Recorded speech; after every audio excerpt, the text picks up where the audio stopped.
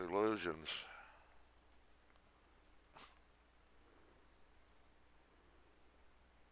A confrontation over what to do with the president's body?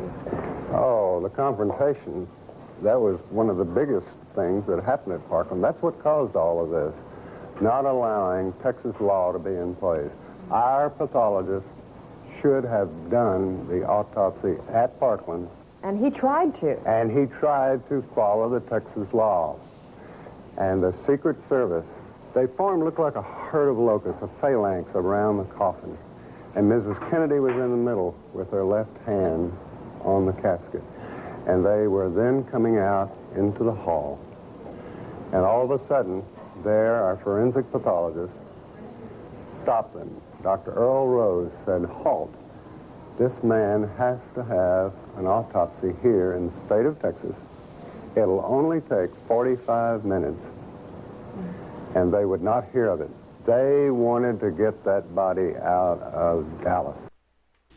Some of America's finest forensic pathologists, medical people who perform autopsies and who have worked for the federal government in the past on critical cases in the Washington, D.C. area, stood by their telephones that evening when the president's body was returned to Washington, D.C., but they were never called. Instead, the individuals in charge of the autopsy selected 2 administrators, individuals who had rarely performed autopsies, to come in and perform one of the most important autopsies in this century. The president got an autopsy that wouldn't have been acceptable for a Bowery bum. But Oswald got an autopsy fitting of a president. There aren't real questions about Oswald's autopsy, and there were nothing but questions about the president's autopsy. Right.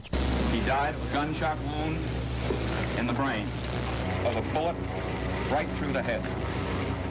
John Kennedy was obviously shot from the front. Everybody knows it. Virtually everybody in Dealey Plaza rushed to the grassy knoll where they heard the sounds. It came from a fence between the book depository and the railroad track. From behind the overpass over there, triple overpass. Right over about 20 or 30 feet from the other end of that little picket fence. And it sounded like it came from the left and in front of us, towards the wooden fence. And there was a puff of smoke that came underneath the trees. We all four seen about the same thing as the shot. The smoke came from behind the hedge. And then as the car got directly in front of us, well, a gunshot apparently from behind us hit the president inside of the temple. Do you think the first gunshot came from behind you too? I think it came from the same location. Apparently back up on the mall. When I stated I felt like the second and third shots could not have been fired from the same rifle, they reminded me that I wasn't an expert.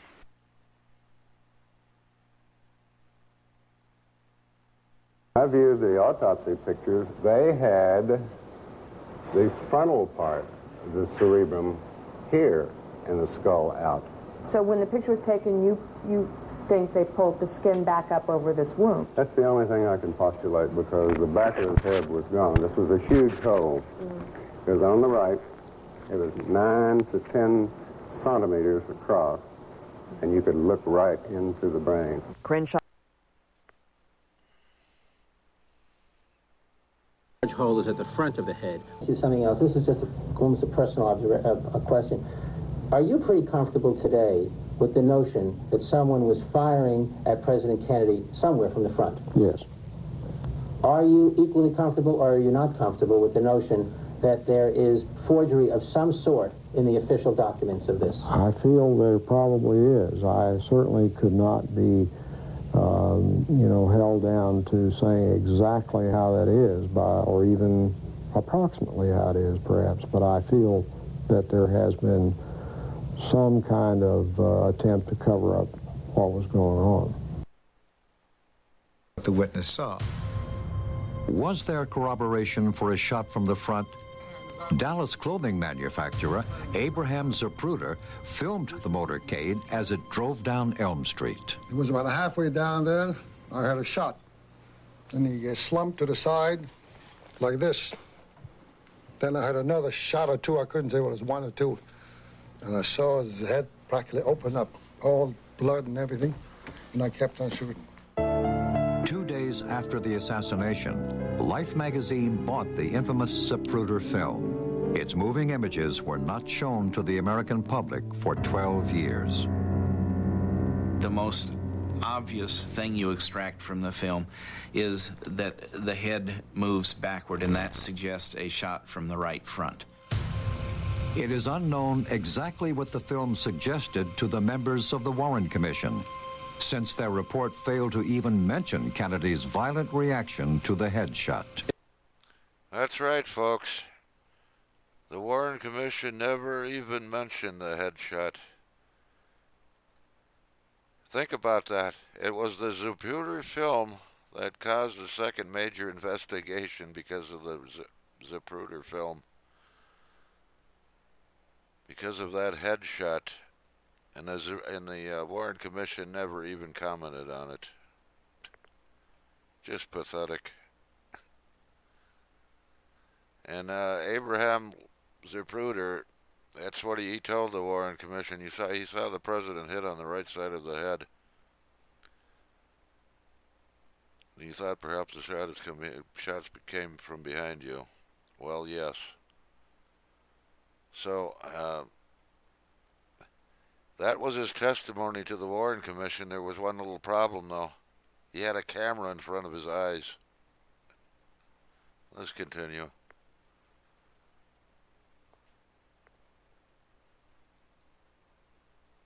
Let me show you, to my best recollection, what the wound looked like to me that day in trauma room 1. Before each doctor looked at the photos, he described the wounds he had seen back in 1963. I could see the president's head wound quite well, and I was probably looking into a wound that was on the lateral or the side part of the head and the back part of the head. It would be this portion of the head right here. As I remember, it's like this, that there was a big wound, big deficit in his skull and the temporal parietal area.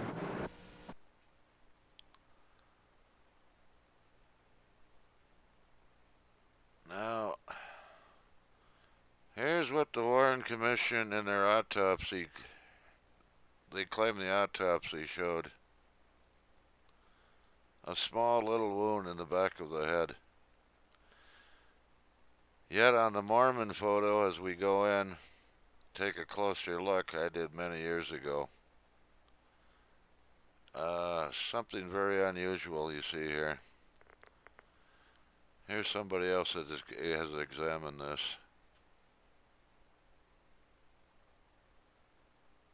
Inconsistencies within, and the pristine Mary Moorman photograph allowed me to go in and actually measure the wound optically without image processing.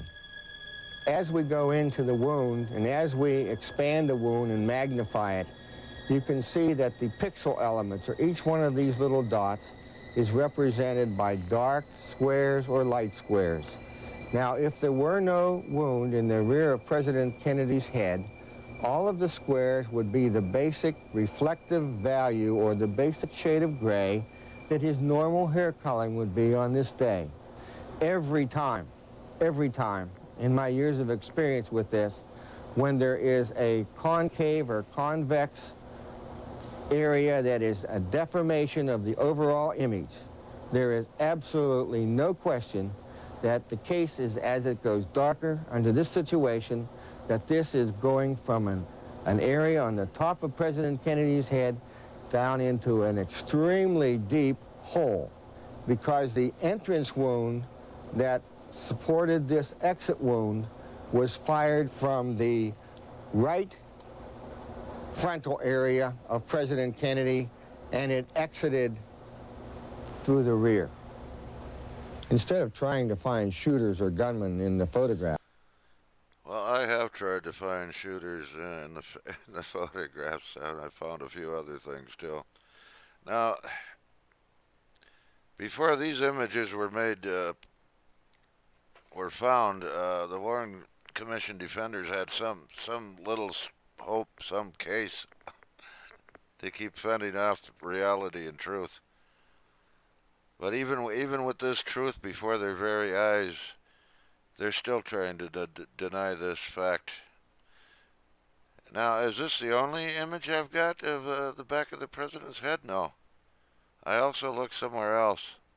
Thanks to Robert Grodin's enhancements of the Zapruder film, they were zoomed in some. I've zoomed in either further, and this is what I see.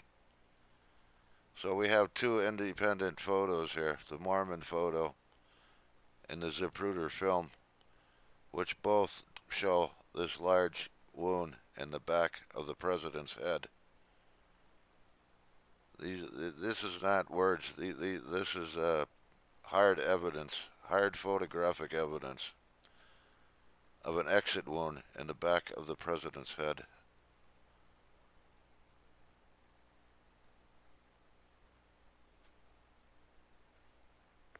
How they can deny that? They could deny anything. Large hole is at the front of the head. See something else. This is just almost a personal a question. Are you pretty comfortable today with the notion that someone was firing at President Kennedy somewhere from the front? Yes. Are you equally comfortable, or are you not comfortable with the notion that there is forgery of some sort in the official documents of this? I feel there probably is. I certainly could not be, held down to saying exactly how that is, or even approximately how it is, perhaps. But I feel that there has been some kind of attempt to cover up what was going on. Some believe that one of these shadows may be an assassin standing behind the fence. So now it didn't look like much. Some believe that one of these shadows may be an assassin standing behind the fence. As you can see, I was taking extreme close-ups of that many years ago. One of these shadows. This blob right here, that doesn't appear to be like much. Just,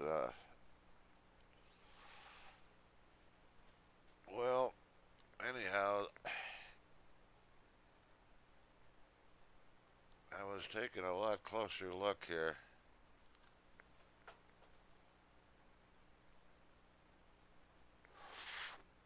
Let's see if you see what I saw.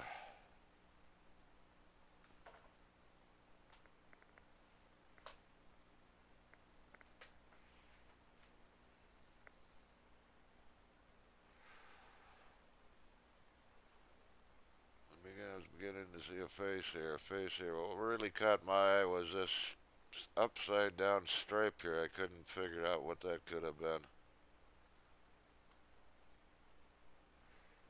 So I was looking a little closer.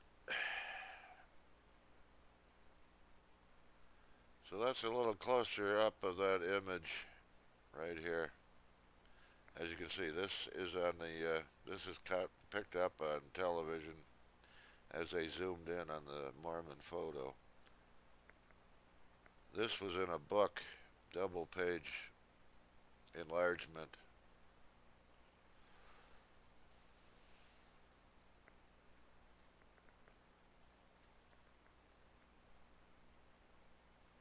So you get the gist of it. I was looking there, and let's take a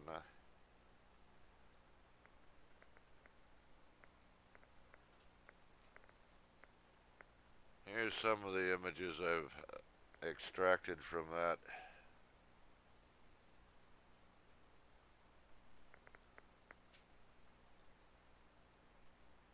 How about a colorized version?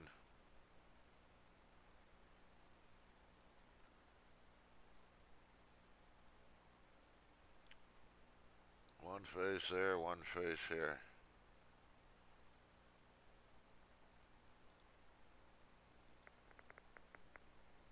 How about a little larger view? And by the way, well, I gotta do it this way. I got all kinds of images here. Yes, there it is. Here's an independent close-up somebody did. I don't even know who it was, but this was a digitally enhanced version of the Mormon photo. They never even noticed this. I made a enlargement and I put it up here in the front. They were looking back here, back along here.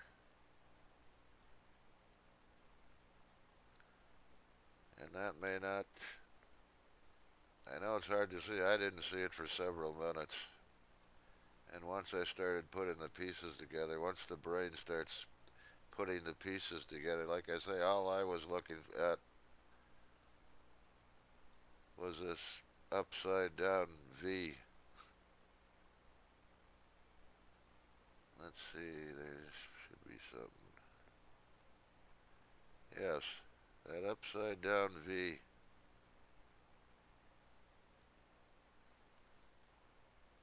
And then I noticed there were a few others. There was this, what appears to be a circle here, just above that. And then I started putting the pieces together. You start seeing the faces. Once you start seeing the faces, understand this is the left arm.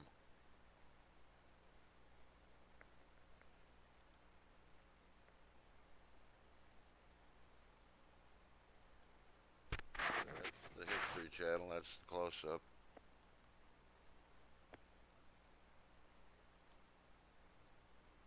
Again,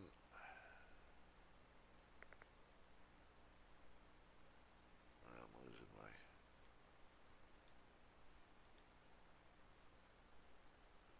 Where is the color?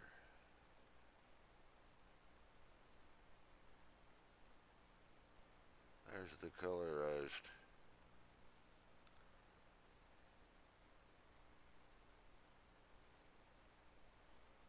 So there's definitely something very unusual there, to say the least. And when you put it all together, I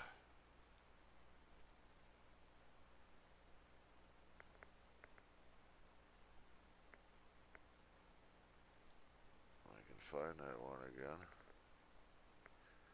Well, anyways, here's an even more extreme close-up. Let me see if I move that in a little.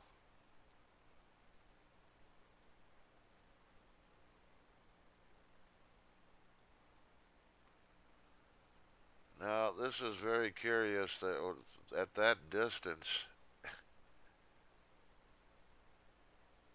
I mean, it's picking up this, and it does look like some writing much similar to this. That's a very long distance.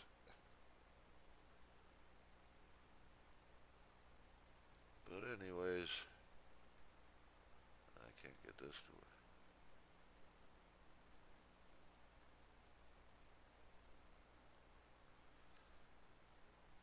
So anyhow, it's very curious that, if I can find that one.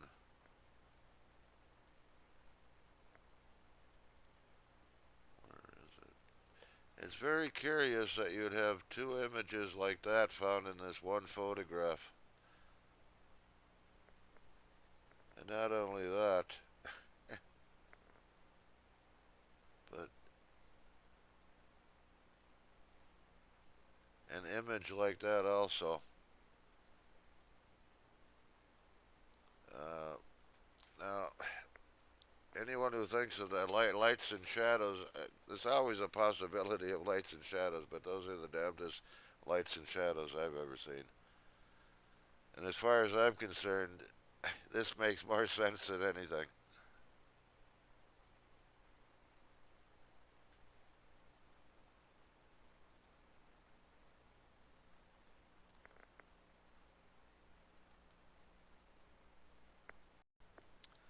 We continue now with the JFK assassination, Part 8, and the smoking guns.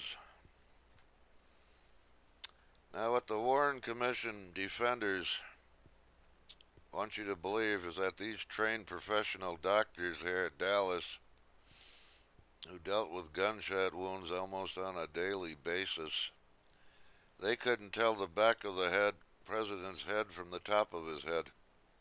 That's what they want you to believe, folks. And you can believe them if you want to, because there's no law against it. Believe whatever fairy tales you want to believe. And perhaps this explains why the woman standing nearly right next to Mary Mormon filming the motorcade, why that film has never been seen.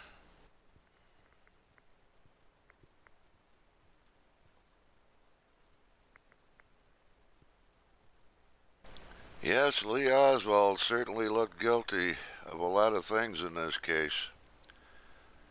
But when you look at his demeanor, it's either one of two things. He was either guilty in covering it up, or he had infiltrated a plot to murder the president and got caught in the middle as the patsy. One of the two things happened here. And as far as the Warren Commission, here's the testimony the Dallas doctors gave him.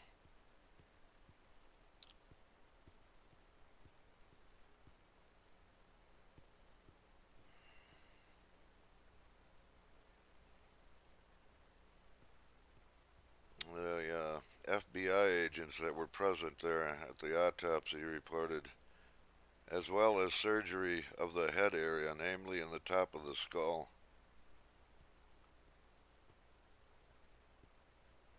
And the Dallas doctors were telling the Warren Commission, along with many others, right side of the head, the back of the head, posterior skull occipital region, right posterior part, and on and on and on, every single one of them.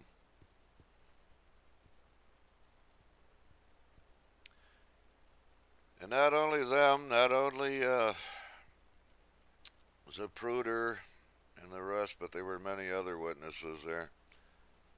The Newmans. Here's a couple more. Herschel Jacks, a Texas highway patrolman.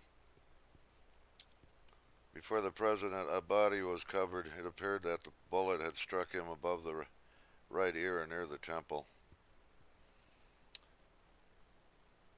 Emmett Houston, who was another closest eyewitnesses. He looked like it hit him somewhere along a little bit behind the ear and a little bit above the ear. Here is Clint Hill, the Secret Service agent that went with the president to the hospital. What did he observe? The right rear portion of his head was missing. It was laying in the rear seat of the car. So now, with the Warren Commission was told all of that, they only had two choices. Explore it and find out the reasons why, or deny it and falsify their report, which they did. Right here in the Warren report, the autopsy disclosed a large head wound observed at Parkland. Pure forgery. That's a falsification. That's what they've gotten away with.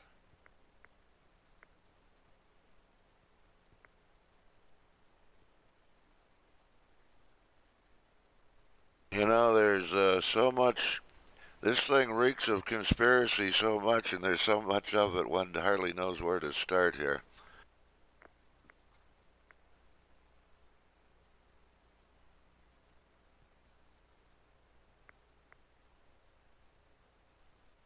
Well, let's start with the Warren Commission and their report. To begin with, the biggest case for conspiracy can be found in the Warren report itself. But where it can't be found is in the Warren Commission's conclusions or collusions. that you won't find a breath of it.